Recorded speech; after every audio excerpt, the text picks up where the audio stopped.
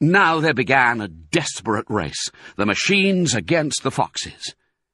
In the beginning, the hill looked just like a hill.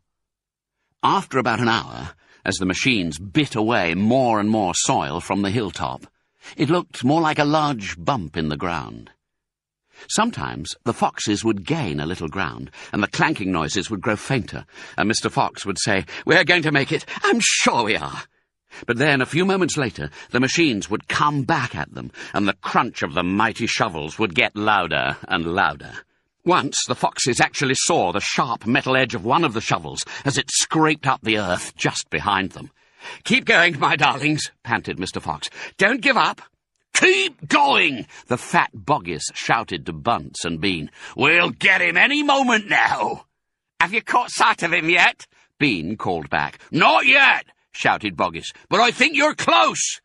"I'll pick him up with my bucket," shouted Bunce. "I'll chop him to pieces." But by lunchtime, the machines were still at it, and so were the poor foxes. The hill was now completely flattened. The farmers didn't stop for lunch. They were too keen to finish the job. "Hey there, Mr. Fox," yelled Bunce, leaning out of his tractor. "We're coming to get you now." "You've had your last chicken," yelled Boggis. "You'll never come prowling round my farm again." A sort of madness had taken hold of the three men. The tall, skinny Bean and the dwarfish, pot-bellied Bunce were driving their machines like maniacs, racing the motors and making the shovels dig at a terrific speed. The fat Boggis was hopping about like a dervish and shouting, "Faster! Faster!" By 5 o'clock in the afternoon, the hole the machines had dug was like the crater of a volcano. It was such an extraordinary sight that crowds of people came rushing out from the surrounding villages to have a look.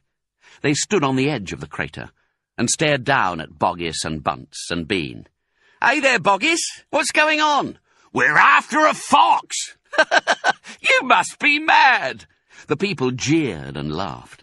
But this only made the three farmers more furious and more obstinate and more determined than ever not to give up until they had caught the fox.